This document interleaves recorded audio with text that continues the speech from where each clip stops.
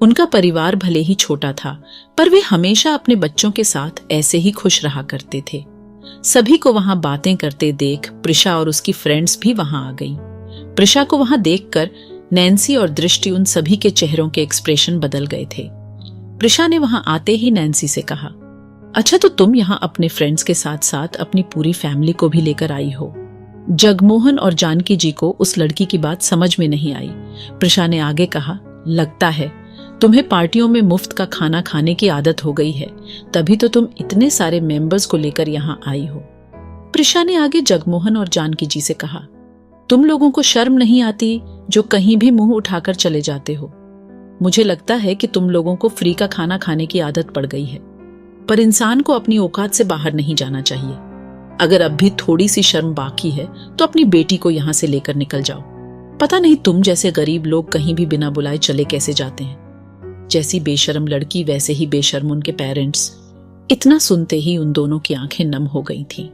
दृष्टि और नायरा को भी बहुत ज्यादा गुस्सा आने लगा था, पर वो दोनों जगमोहन और जानकी जी के सामने कुछ कर नहीं सकते थे और सोफी नैन्सी के ऑर्डर का वेट कर रही थी। पर अपने पेरेंट्स की इतनी इंसल्ट देखकर उसकी आंखों से तो आंसू ही बहने लगे थे। नैन्सी ने गुस्से में प्रिशा से कहा, तुम अपनी हद पार कर रही हो। पर प्रिशा आज कहाँ चुप बैठने वाली थी। उसे तो आज हुई अपनी इंसल्ट का बदला लेना था। नैन्सी को ऐसे रोता हुआ देखकर उसके दिल में तो अलग ही सुकून का एहसास हो रहा था। ये सब देखकर प्रिशा की फ्रेंड्स भी बहुत खुश थी। प्रिशा ने आगे नैन्सी से कहा, ये मगरमच्छ के आंसू मुझे दिखाने की जरूरत नहीं है। ये सब तुम्हें और तुम्हारी फैमिली को यहाँ आने से पहले सोचना चाहिए था। जब तुम्हें यहाँ आकर यह फ्री का खाना खाने में कोई शर्म नहीं आई, तो अब कैसी शर्म तुम मिडिल क्लास लोग होते ही ऐसे हो। पहले तो गलती करते हो और फिर सिंपैथी पाने के लिए रोने का ड्रामा करते हो। इतना सब सुनकर जगमोहन जी और जानकी दोनों के आंखों से आंसू बहने लगे। नैन्सी ने भी अपने पेरेंट्स की इतनी बेइज्जती होता देख अपना सिर झुका लिया था कि तभी सभी को एक जोरदार थप्पड़ की आवाज सुनाई दी। ये थप्पड़ और किसी को नहीं बल्कि प्रिशा को ही लगा था। ये थप्पड़ रीना ने ही प्रिशा को मारा था। रीना के हाथ की 5 उंगलियां प्रिशा के गाल पर छप गई थी। प्रिशा को तो विश्वास ही नहीं हुआ कि उसको रीना आंटी ने थप्पड़ मारा था। प्रिशा तो शौक में ही अपनी जगह पर खड़ी थी। फ्लैशबैक, जब प्रिशा वहां पर आई थी तो रीना भी वहां पर अपनी बहू नैन्सी और उसके पेरेंट्स को लेने आ रही थी। वह अभी कुछ दूरी पर ही थी कि तभी उसे प्रिशा की बहुत ही घटिया और छोटी बातें सुनाई दी। रीना ने मन ही मन सोचा कि जिस लड़की को वह अपने आदित्य के लिए पसंद करती थी, वह लड़की रीना के सामने कुछ और थी और उसकी पीठ पीछे कुछ और। रीना उसकी आगे की बातें सुनना चाहती थी। कुछ देर तक उसकी बातें सुनकर उसे समझ आ गया कि अगर वह गलती से इस लड़की को अपने घर की बहू बना लेती तो उसका पूरा परिवार बिखर जाता। जो लड़की इतनी गंदी लैंग्वेज में किसी से ऐसे बात कर सकती है, वह लड़की हमारे परिवार को क्या संभालती। जब रीना ने अपनी मासूम सी बच्ची को ऐसे रोते हुए देखा तो उसकी आंखें भी नम हो गईं। उसके दिल में अपनी बहू को ऐसे देखकर कुछ अलग ही दर्द हुआ। जिस डेलिकेट लड़की को पिछले 1 महीने से रीना ने सिर्फ अपने घर में खुशियां ही बिखेरते हुए देखा था, जिसने आज तक कभी किसी से ऊंची आवाज में बात तक नहीं की और हमेशा ही मुस्कुराते हुए देखा था, और आज उसकी फुल सी बच्ची और उसके पेरेंट्स की आंखों में आंसू थे और उसने वहां नायरा और दृष्टि की भी आंखें नम देखी। उसके तीनों बच्चे जो उसे अपनी जान से ज्यादा प्यारे थे, आज वो सभी इतने दुखी थे, वो भी इस बेवकूफ प्रिशा और इसके इतने 3rd क्लास फ्रेंड्स की वजह से। रीना पर अब और देर नहीं रुका गया और रीना ने प्रिशा के सामने जाकर प्रिशा को एक जोरदार थप्पड़ जड़ दिया।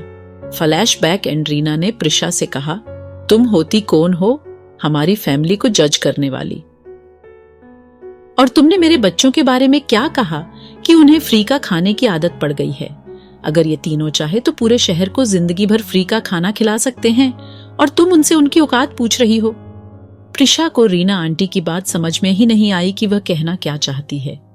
रीना ने आगे उससे कहा, आज तुम्हारा ये चेहरा देखकर मुझे भी समझ आ गया कि आदित्य हमेशा तुमसे दूर क्यों भागता था। वो तो मैं ही पागल थी जो तुम्हें आज तक समझ नहीं पाई। मैं भी किस बेवकूफ से बहस कर रही हूँ। बच्चों, चलो यहाँ से, ऐसे लोगों के मुंह नहीं लगते। उसके बाद रीना जी ने जैसे ही जगमोहन और जानकी देवी के सामने माफी मांगने के लिए हाथ जोड़े, तभी जानकी ने उसके हाथ पकड़कर नीचे करते हुए कहा, ये आप क्या कर रही हैं? कृपया ऐसा करके हमें शर्मिंदा न करें। इसमें आपकी कोई गलती नहीं थी। इनकी बातों का क्या बुरा मानना? ये तो अभी छोटे बच्चे हैं, इनका जो मन करता है ये वही करते हैं, छोड़ो इनकी बातों को। जानकी देवी को इतना समझदार देखकर रीना को समझ आ गया कि नैन्सी को ये सभी अच्छे गुण उसकी फैमिली से विरासत में मिले हैं। इसके बाद सभी वहां से निकल जाते हैं और प्रिशा वहां पर अपने एक गाल पर हाथ रखकर रो रही थी। उसकी फ्रेंड्स ने पूछा, ये औरत कौन थी और इसकी हिम्मत कैसे हुई जो इसने तुम्हें थप्पड़ मारा? और क्या कह रही थी वो कि ये लड़कियां पूरे शहर को खाना खिला सकती है?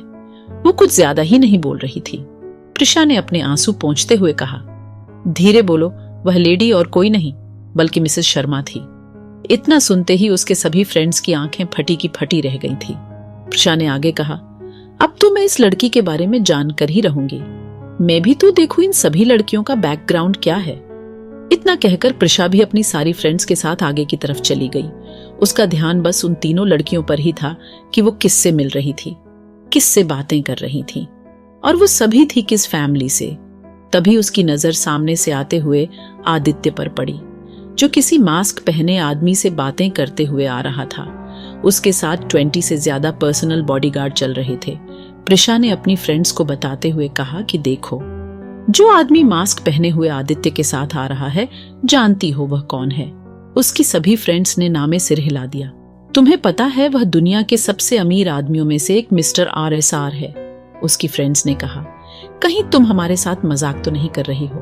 Please share my story on YouTube, please subscribe my channel, give likes on episodes. Prisha ने उनसे कहा, नहीं मैं मजाक नहीं कर रही हूँ, तुम वेबसाइट पर मिस्टर RSR की फोटो देख सकती हो। जब उसकी सभी फ्रेंड्स ने इंटरनेट पर RSR की फोटो देखी तो वो है तो यकीन ही नहीं हुआ कि आज वो सभी इतने बड़े आदमी को अपने सामने देख रही है। कि तभी आदित्य RSR के साथ उनको क्रॉस करके आगे निकल गया था। ऐसे ही पार्टी को चलते हुए 1 घंटे हो गए थे। तभी रविकेश शर्मा जी ने स्टेज पर जाकर माइक अपने हाथ में लिया और उन्होंने सबसे पहले तो सभी लोगों को इस खुशी के मौके पर आने पर ग्रीट किया, और उसके बाद रविकेश शर्मा ने एक अनाउंसमेंट करते हुए सभी से कहा, आज मैं और मेरी वाइफ आप सभी को इस खुशी के मौके पर अपने किसी खास फैमिली मेंबर से मिलाना चाहते हैं। रविकेश शर्मा की अनाउंसमेंट सुनकर रीना जी भी स्टेज पर आ गई थी। रविकेश शर्मा ने अपने फ्रेंड मिस्टर हिमांक सिन्हा को भी स्टेज पर बुला लिया था। अपने पापा को इस स्टेज पर देखकर तो प्रिशा की खुशी का ठिकाना ही नहीं था। प्रिशा अब भी इस गलत फहमी में थी कि शायद रविकेश अंकल उसके और आदित्य की शादी के बारे में बात करने वाले हैं। उसकी खुशी का तो ठिकाना ही नहीं था। उसकी खुशी उसके चेहरे पर साफ दिखाई दे रही थी। क्या रविकेश शर्मा सच में प्रिशा और आदित्य की शादी की अनाउंसमेंट करने वाले हैं? आखिर रविकेश शर्मा ने हिमांक सिन्हा को स्टेज पर क्यों बुलाया था? आखिर रविकेश शर्मा के दिमाग में चल क्या रहा था? इस पार्टी में क्या उन सब पर कोई नई मुसीबत आने वाली थी? प्रिशा का इतना खुश होने का राज क्या था? आगे जानने के लिए जुड़े रहिए हमसे billionaire CEO secret wife season 2 novel writer के साथ।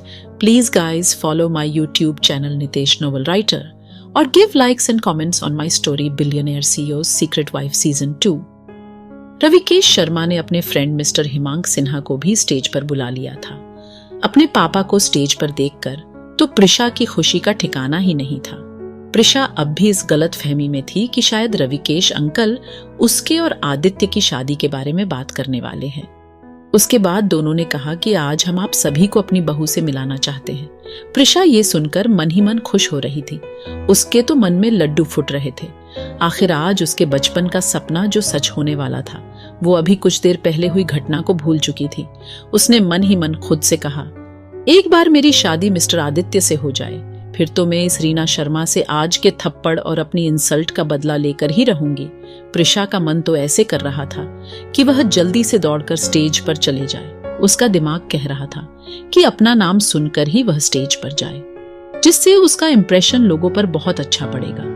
तभी रविकेश शर्मा और रीना ने किसी और को भी स्टेज पर बुलाया, जिन्हें देखकर प्रिशा और उसके फ्रेंड्स को 440 वोल्ट का झटका लगा। आज उस पार्टी में कोई और भी आया था जो मिस्टर RSR से मिलना चाहता था। वो आदमी अपनी पूरी प्लानिंग के साथ आया था। उस आदमी ने काफी समय से RSR से मिलने का प्लान बना रखा था। वो आदमी मिस्टर RSR से कुछ जरूरी बात करना चाहता था।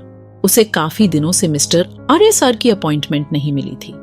उसकी वजह थी RSR को लगने वाली बुलेट। पिछले 1 मंथ से RSR की सभी अपॉइंटमेंट कैंसिल कर दी गई थी। उस आदमी की अपॉइंटमेंट कैंसिल होने पर अब RSR से मिलने का उसके पास यही एक मौका था। इसलिए पूरी पार्टी में उसकी नजर सिर्फ RSR पर ही टिकी हुई थी। पर उसे यह नहीं पता था कि जब से उसने पार्टी में RSR को फॉलो करना शुरू किया है, तभी से वह आदमी RSR की राडार में आ गया है। वहीं पार्टी में रविकेश शर्मा और रीना ने जगमोहन जी तथा जानकी को स्टेज पर बुलाया, जिसे देखकर प्रिशा की आंखें फटी की फटी रह गईं। उसके पैरों के नीचे से जमीन खिसक गई। उसे डर लग रहा था कि जो वह सोच रही है कहीं वह सच न हो जाए। तभी रविकेश शर्मा बोले, ये है मेरे बेस्ट फ्रेंड मिस्टर हिमांक सिन्हा। ये मेरे बहुत करीबी है। ये अपनी बेटी की शादी मेरे बेटे से कराना चाहते हैं। इतना सुनकर प्रिशा और उसकी फ्रेंड्स खुश होने ही वाली थी कि तभी आगे रविकेश शर्मा जी ने कहा, मैं इनसे 1 महीने से कह रहा हूं कि मेरे बेटे की शादी हो चुकी है और यह है कि मानने को ही तैयार नहीं है, तो आज मैं इन्हें अपने खास गेस्ट और आदित्य के फादर इन लॉ और मदर इन लॉ से मिलवाना चाहता हूं। इतना सुनते ही हिमांक सिन्हा का चेहरा पीला पड़ गया। उसे ऐसा लगा जैसे कि रविकेश ने उसे स्टेज पर बुलाकर जोरदार थप्पड़ मारा हो। हिमांक सिन्हा के गुस्से से मुट्ठियां कस गईं, पर वह अपने गुस्से का घुट पीकर रह गया। रविकेश हिमांक को जितना अच्छा आदमी समझते थे, वह उतना ही घटिया आदमी था, पर वह हमेशा रविकेश शर्मा के सामने ऐसे दिखाता था जैसे कि उसके जैसा कोई धर्मात्मा आदमी ही इस धरती पर ना हो। उसका असली चेहरा तो बस RSR को ही पता था। RSR भी वहां पर खड़े खड़े उसके बदलते हुए एक्सप्रेशन देख रहा था। उसे पता था कि हिमांक सिन्हा में कितना सेल्फ कंट्रोल है।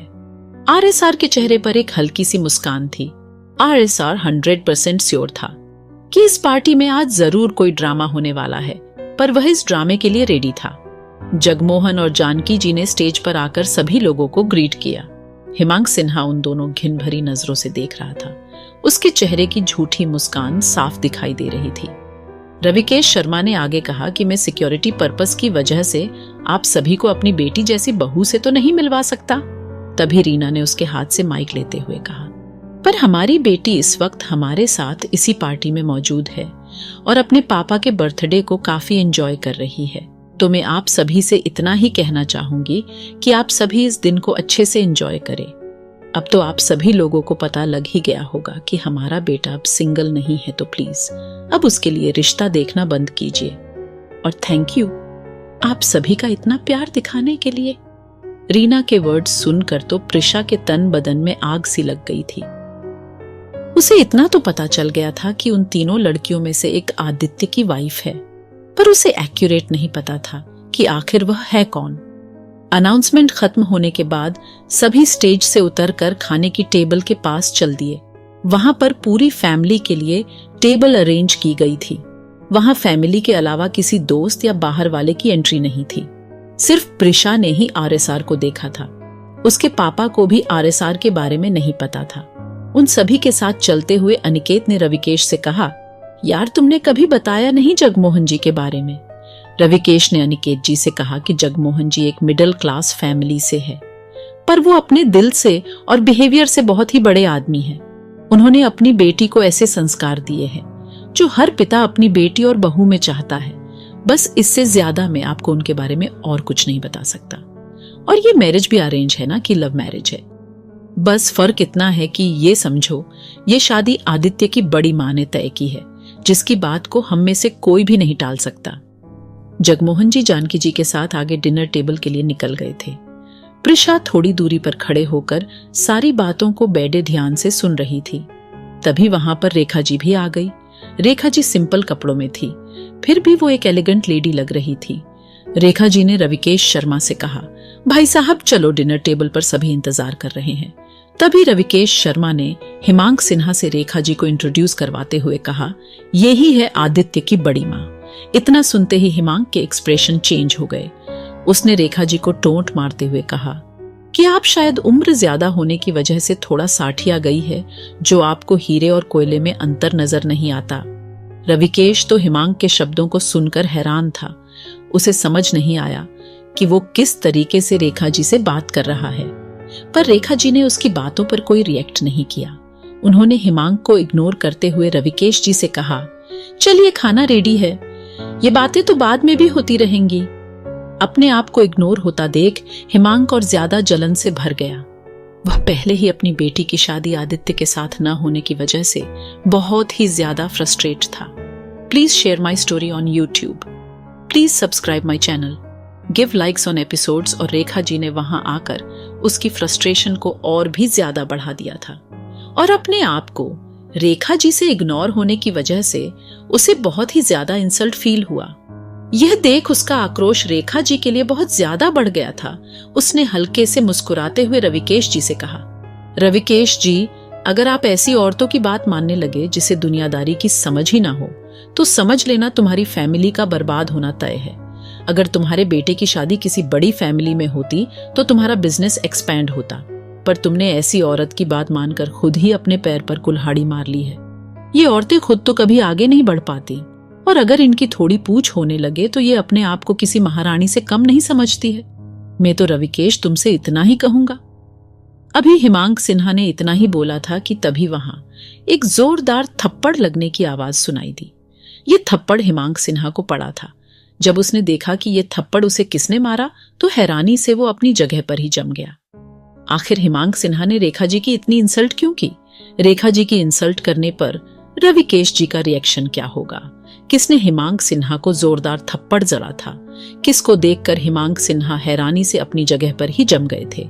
आगे जानने के लिए जुड़े रहिए हमसे billionaire CEOs secret wife season 2 novel writer के साथ। Please guys follow my YouTube channel Nitesh novel writer और give likes and comments on my story billionaire CEOs secret wife season -2।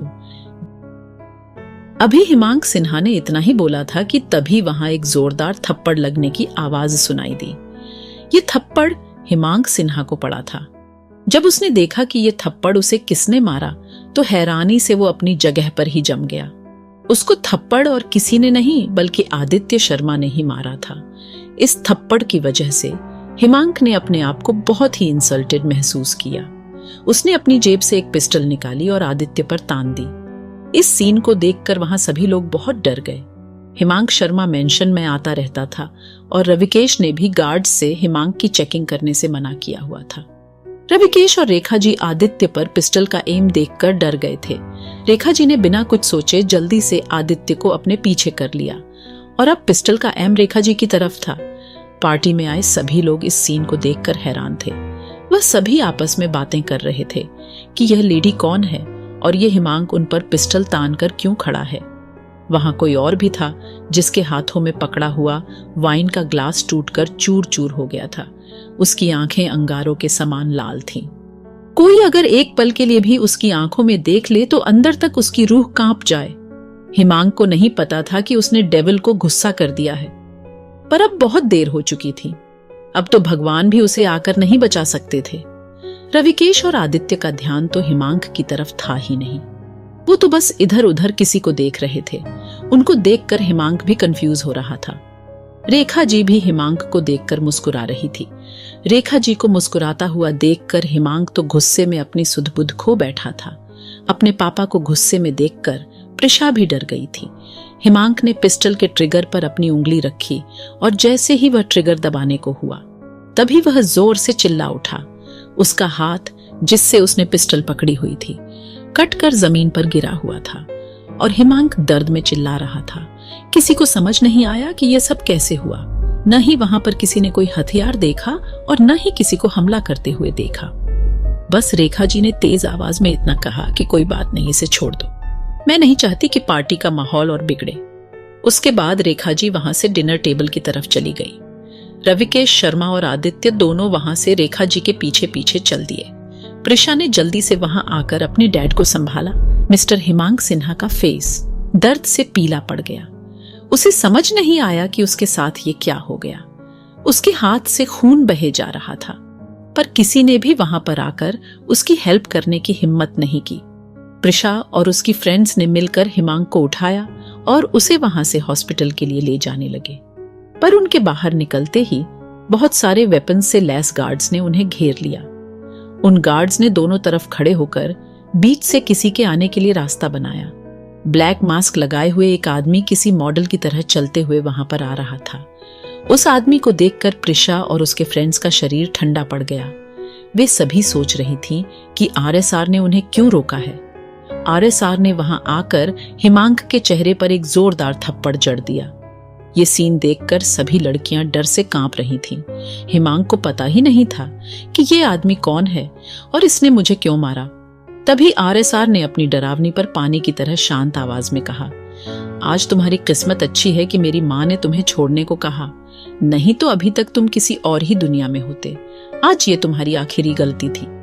इतना सुनते ही हिमांक का गला सूख गया। उसे इनसिक्योरिटी फील होने लगी। अब उसे समझ आ गया कि रविकेश और आदित्य उस टाइम इधर उधर क्यों देख रहे थे और वो औरत मुस्कुरा क्यों रही थी। अपनी गलती की वजह से उसने अपना एक हाथ गवा दिया और इतने पावरफुल इंसान से दुश्मनी मोल ले ली। उसे अपनी गलती पर पछतावा हो रहा था, पर अब वो कुछ नहीं कर सकता था। उसने प्रिशा से कहा, जल्दी से हॉस्पिटल चलो, ब्लड लॉस की वजह से मेरा सिर घूम रहा है। उसकी आवाज में उसकी घबराहट साफ सुनाई दे रही थी। आरएसआर ने उनसे कहा, आज के बाद तुम सभी मुझे इस शहर में दिखाई नहीं देने चाहिए। इतना कहकर आरएसआर अपने सभी गार्ड्स के साथ वहां से चला गया। वो सभी डर की वजह से थर-थर कांप रहे थे। हिमांक सिन्हा ने अटकती आवाज में प्रिशा से पूछा कि ये कौन था, क्या ये उस औरत का बेटा था। प्रिशा ने अपने पापा से कहा, उस औरत का तो मुझे पता नहीं, पर इसे मैं अच्छी तरह जानती हूँ, ये ही मिस्टर आरएसआर है। वहीं शर्मा मैनसन के एक बड़े से कमरे में कुछ गार्ड्स ने एक आदमी को पकड़ा हुआ था। हैरानी की बात यह थी कि उस आदमी को अपनी मौत का डर भी नहीं था। उसके चेहरे पर अब भी मुस्कुराहट थी। तभी उस कमरे का डोर ओपन हुआ और आरएसआर सीधा चलकर अंदर आया। उसने अपने एक आदमी की तरफ इशारा किया। वह आदमी समझ गया कि उसके बॉस क्या पूछना चाहते हैं, इसलिए उस आदमी ने जल्दी से कहा, बॉस, इसने अभी तक अपना मुंह नहीं खोला है। इतना टॉर्चर करने के बाद भी यह मुस्कुराए जा रहा है। आरएसआर उसके सामने वाले सोफे पर बैठ गया। उसके बाद मिस्टर आरएसआर ने उस आदमी से कहा, तुम मुझसे क्यों मिलना चाहते थे। आरएसआर की बात सुनकर उस आदमी के एक्सप्रेशन चेंज हो गए। ये वही आदमी था जो आरएसआर को पार्टी में फॉलो कर रहा था। उस आदमी ने मिस्टर आरएसआर से कहा, मैं पिछले 1 महीने से तुम्हारे अपॉइंटमेंट मिलने का इंतजार कर रहा हूँ, पर तुम्हारे लोगों ने मुझे मिलने ही नहीं दिया। मैं राजस्थान की जमींदार फैमिली से हूँ। हमारी एक बहुत ही कीमती चीज तुम्हारे पास है, जिसका कोई मोल नहीं है। उस आदमी की बात सुनकर आरएसआर की आंखें छोटी हो गईं।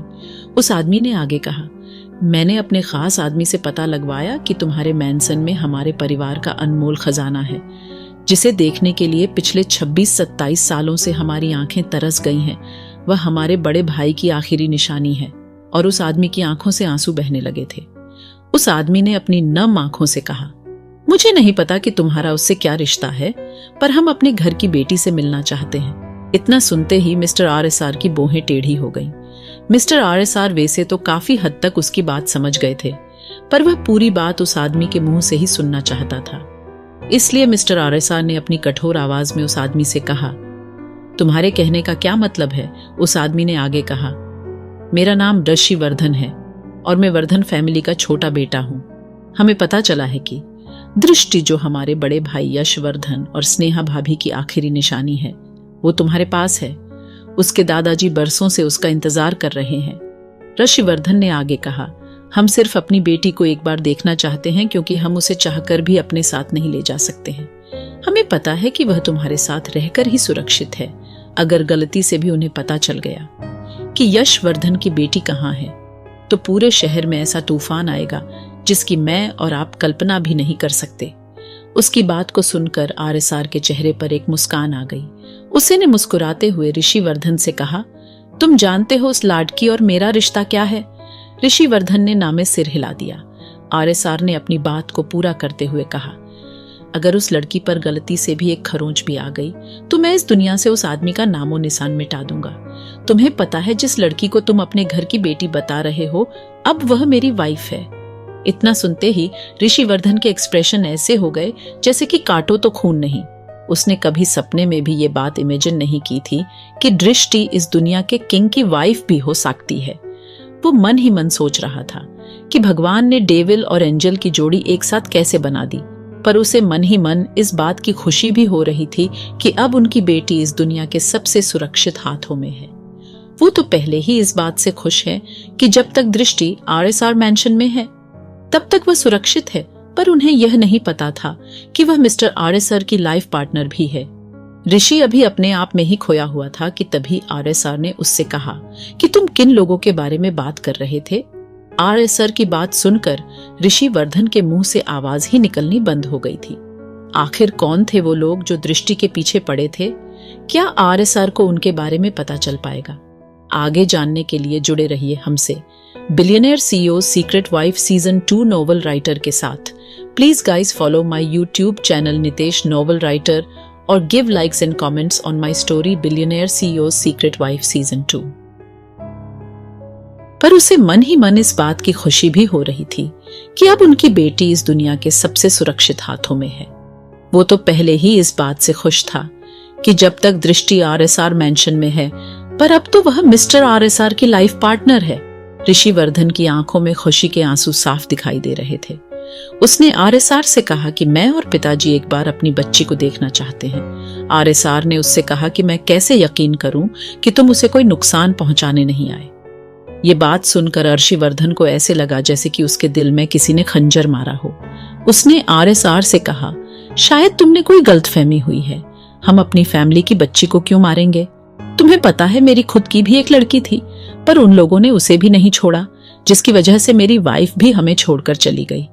अब मेरा और पिताजी का इस दुनिया में दृष्टि के अलावा और कोई नहीं है, और तुम कह रहे हो कि हम दृष्टि को नुकसान पहुंचा सकते हैं। उसकी आंखों से दोबारा आंसू बहने लगे। RSR ने तो पहले ही उसे एक नजर में ही पहचान लिया था। RSR को आरशी की आंखों में सच्चाई साफ दिखाई दे रही थी, पर यह फैमिली की बात थी, इसलिए वह इतना स्ट्रिक्ट हो रहा था। उसने ऋषि से कहा, अंकल आप तैयार हो जाओ, मुझे आपसे किसी को मिलवाना है। उसके मुंह से अपने आप को अंकल सुनकर इतनी खुशी महसूस हुई कि वो किसी को बता नहीं सकता था। उसे समझ आ गया था कि RSR उनके रिश्ते को एक्सेप्ट कर चुका है। ऋषि वर्धन ने RSR को थैंक यू बोलकर उसे गले से लगा लिया।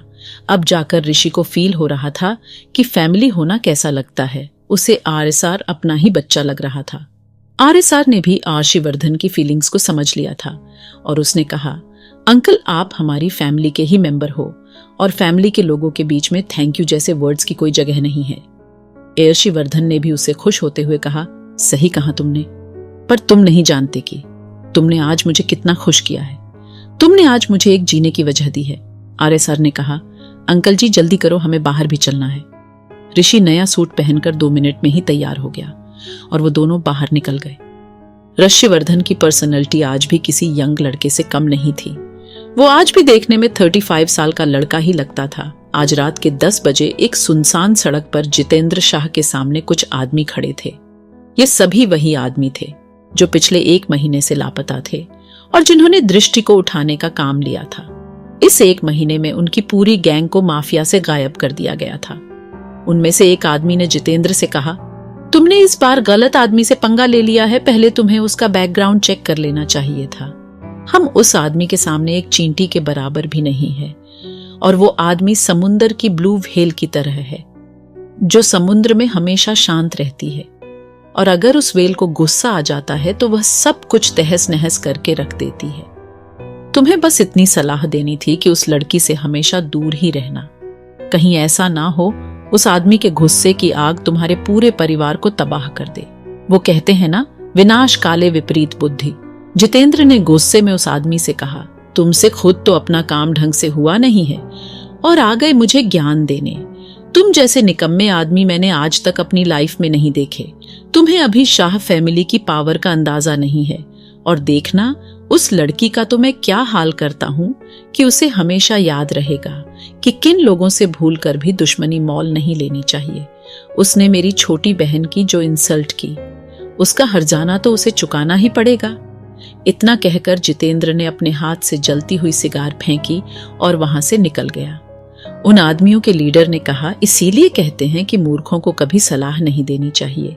ये बेवकूफ आदमी अपनी अकड़ में इतना मास्ट था कि इससे ने उस आदमी का नाम भी जानना जरूरी नहीं समझा। अगर इसे यहां उस आदमी का नाम पता चल जाता तो अब तक इसकी पेंट गीली हो चुकी होती। पर जो होता है अच्छे के लिए होता है। ये बेवकूफ आदमी अपनी अकड़ में इतना मस्त था कि इसने उस आदमी का नाम भी जानना जरूरी नहीं समझा। अगर इसे यहां उस आदमी का नाम पता चल जाता तो अब तक इसकी पैंट गीली हो चुकी होती। पर जो होता है अच्छे के लिए होता है। और वैसे इसे भी तो पता चले कि हमने 1 महीने उस अंधेरे कमरे में कैसे बिताए हैं। आप इसको बर्बाद होने से कोई नहीं रोक सकता। इतना कहकर वे सभी आदमी भी वहां से चले जाते हैं। पार्टी में आरएसआर और ऋषिवर्धन दोनों उस कमरे से बाहर आ चुके थे। तभी आरएसआर जाकर 2 21-22 साल के लड़कों के पास जाकर रुक गया। उसमें से एक नक्स था और दूसरा रोहन।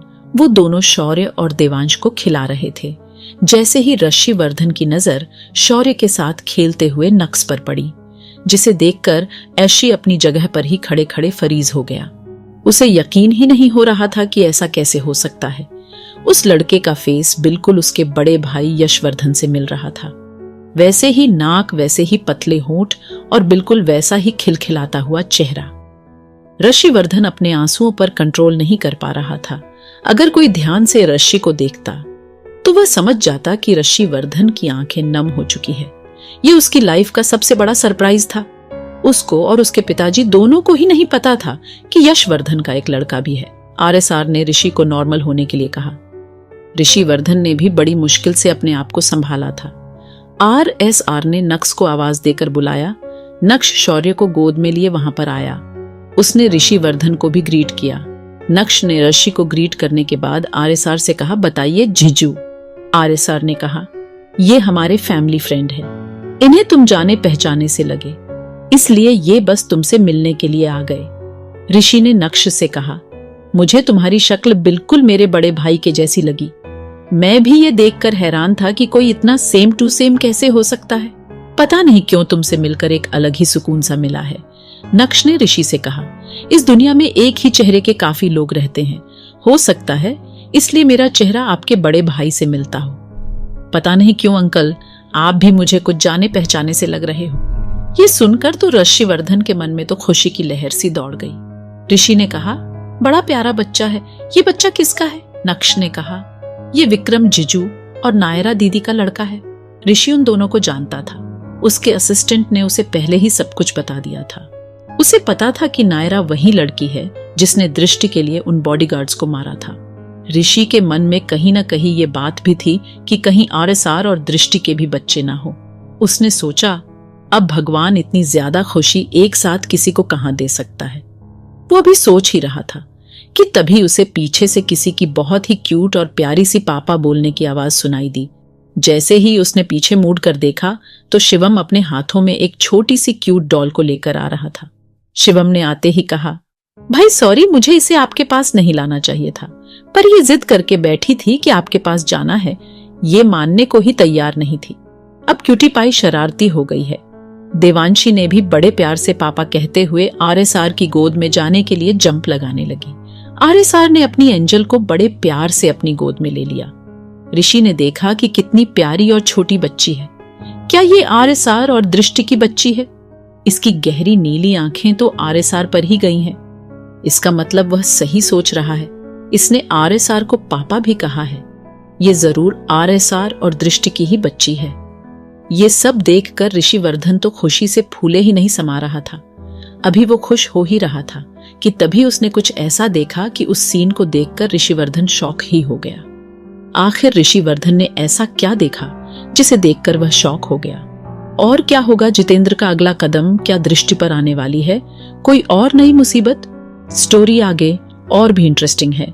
आगे जानने के लिए जुड़े रहिए हमसे। Billionaire CEO secret wife 2 please share likes और कमेंट। देवांशी को देखकर ऋषिवर्धन तो खुशी से फूले ही नहीं समा रहा था। अभी वो खुश हो ही रहा था कि तभी उसने कुछ ऐसा देखा कि उस सीन को देखकर ऋषिवर्धन शॉक ही हो गया।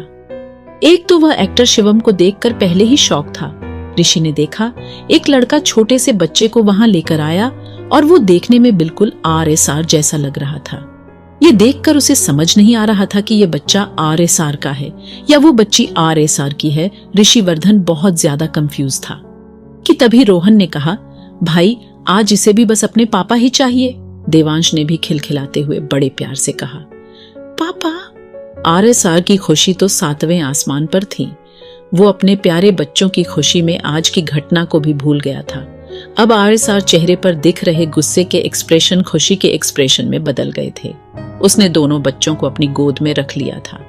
दोनों बच्चे आरएसआर को देखकर खिलखिला रहे थे। ऋषिवर्धन ने आरएसआर से कहा, बेटा इनमें से तुम्हारा बच्चा कौन सा है? आरएसआर ने कहा, अंकल ये तीनों ही बच्चे ही मेरे हैं। इन तीनों ही में आरएसआर की जान बसती है। मेरी ही नहीं बल्कि पूरे परिवार की जान बसती है। पर आप मेरे और दृष्टि के बच्चों के बारे में जानना चाहते हो तो ये दोनों ट्विंस बेबी मेरे हैं। ट्विंस बेबीज के बारे में जानकर तो उसे ऐसा लगा जैसे ऊपर वाले ने उनके सभी दुखों और परेशानी का भुगतान एक साथ ही कर दिया हो। अब उसकी खुशी इतनी ज्यादा बढ़ गई थी कि उनकी आंखों से खुशी के आंसू छलक गए।